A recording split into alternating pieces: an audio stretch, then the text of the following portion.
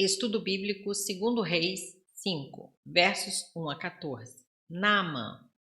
Nome comum na antiga Síria, cujo significado é gracioso, justo. Um dos grandes líderes militares daquela época, conquistou o amor e o respeito do seu rei. No entanto, apesar de toda a sua força e do seu poder, Naamã sofria da temível doença da lepra.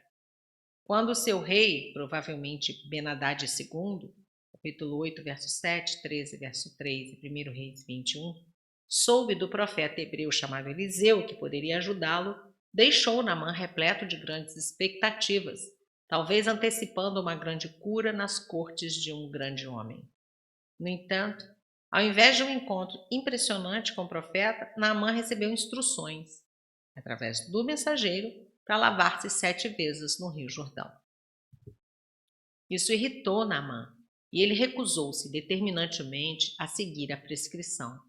Porém, como líder forte, Naamã havia se ladeado de pessoas que podiam se pronunciar e discordar dele, e seu círculo íntimo providenciou o bom conselho. Naamã mudou seu pensamento, seguiu as orientações do profeta e foi curado. Líderes que permanecem educáveis recebem bênçãos contínuas e inesperadas. Porém, líderes não educáveis ficarão para trás enquanto nosso mundo muda e enquanto Deus faz coisas novas em nossa cultura. Verso 1, leproso. Em Israel não seria possível um leproso ocupar uma posição de destaque. Levítico 13, versos 45 a 46. Na Síria, a lepra apenas incapacitava a pessoa de realizar suas obrigações. Naamã, estando leproso, já não podia mais obter vitórias para a Síria, o que causava sérias preocupações. Versos 5 e 6. Uma carta ao rei de Israel. Provavelmente, Jorão, capítulo 1, verso 17, 3, verso 1 e 9, verso 24. Segundo o costume dos pagãos, o sacerdote e o profeta nada mais eram do que empregados da corte do rei. Por isso mandou um pagamento adiantado pela cura.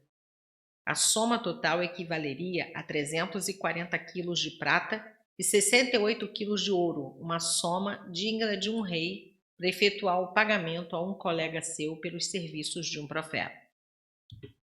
Enviarei. O rei prontamente enviou-o ao rei de Israel, porque acreditava que esse poderia obter tudo o que quisesse do seu profeta. O rei da Síria estava enganado ao supor que Eliseu trabalhava sob as ordens do rei de Israel. O Senhor queria que a cura fosse uma questão pública. Ao que parece, havia uma trégua entre Síria e Israel. Verso 7. Rasgou as suas vestes. Sinal de luto, horror ou desespero entre os israelitas. Pretexto. Entre a Síria e Israel houve naquele século períodos de guerra e de paz alternados com períodos de colaboração. Verso 8. A moradia de Eliseu não ficava muito longe de Samaria, razão porque o profeta tomou logo conhecimento do caso.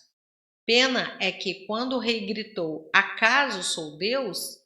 Nem sequer pensou em chamar o profeta daquele que é o Deus Todo-Poderoso. Saberá que há profeta em Israel. Isso é, não tema que possa haver guerra por causa de sua incapacidade de curar Naamã. Deus Todo-Poderoso libertará Naamã. Quando temos medo, devemos nos lembrar da promessa. Estou convosco todos os dias. Mateus 28, 20. Verso 10. Um mensageiro. Eliseu não dera atenção àquele grande herói de guerra, nem se deu trabalho para sair de casa e cumprimentá-lo. Eliseu permaneceu dentro de casa para enfatizar a Naamã que nem a riqueza, verso 5, e nem sua posição, verso 1, podiam comprar a cura. O banho no Jordão enfatizava o poder de Deus para curar. Verso 11, se indignou. Nota homilética. Agora compreende-se por que motivo Eliseu tratou o general tão abruptamente. O orgulhoso Naamã pensava que para um grande homem como ele, forçosamente haveria especiais atenções e uma cura milagrosa e mesmo dramática Atitude essa que não se enquadra nos ensinamentos bíblicos.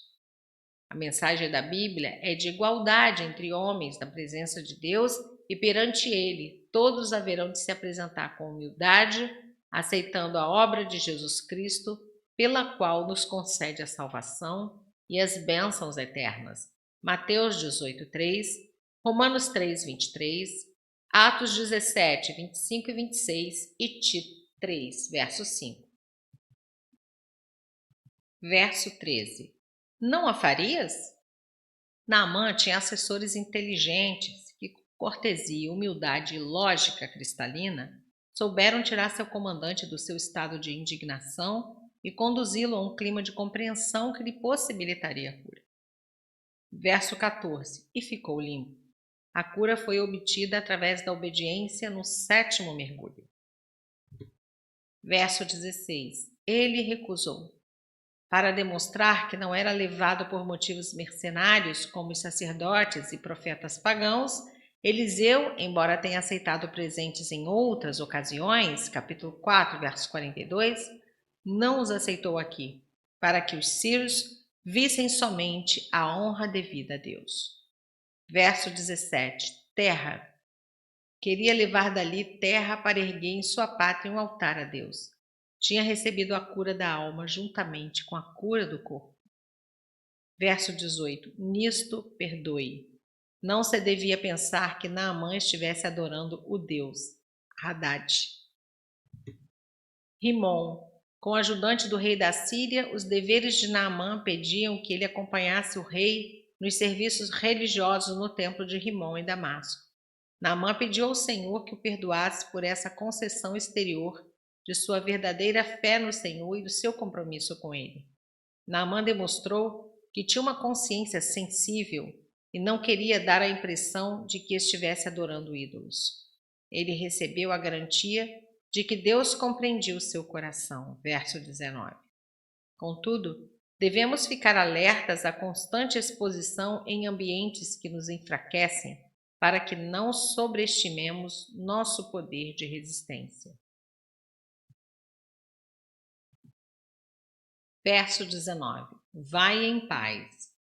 Nota homilética. O profeta quis que o general fosse embora em paz com Deus, sem explicar-lhe todas as consequências de sua escolha religiosa. O próprio Deus o guiaria em seu caminho, segundo sua própria vontade, ensinando-o segundo sua capacidade de entender. Assim, o ministro cristão deve reconhecer como seu principal dever encaminhar as pessoas num contato real com o Senhor Jesus Cristo e a palavra de Deus, não se preocupando demais em impor sua própria maneira de entender, de pensar e de agir ao recém-convertido. Deve confiar em Deus para que o Espírito Santo possa completar e aperfeiçoar toda boa obra. Filipenses 1, 6. Verso 20, Geazi. Este discípulo de Eliseu pode ser comparado com Judas Iscariotes, discípulo de Jesus Cristo. Ambos tiveram contato prolongado e íntimo com mensageiros de Deus, preferindo, porém, o endurecimento da atitude de cinismo próprio dos desalmados mercenários em práticas religiosas. João 12, versos 4 a 6, Atos 8, versos 18 a 20, Simão o Mágico. Versos 22 a 24. Meu Senhor. Geazi estava cego ao fato de que grande prejuízo poderia ser causado ao testemunho do Senhor através da sua ambição. Dá-lhes. Geazi tomou alguma coisa desse sírio e escondeu seus ganhos injustos. Verso 25. Teu servo não foi a parte alguma. Geazi mentiu para esconder seu pecado. Verso 26. Fui contigo em espírito. Eliseu deve ter possuído algo semelhante ao dom do Espírito Santo, chamado a palavra do conhecimento, mencionado em 1 Coríntios 12, 8. Já sabia até mesmo o que Geazi estava pensando em comprar com 2 talentos de prata.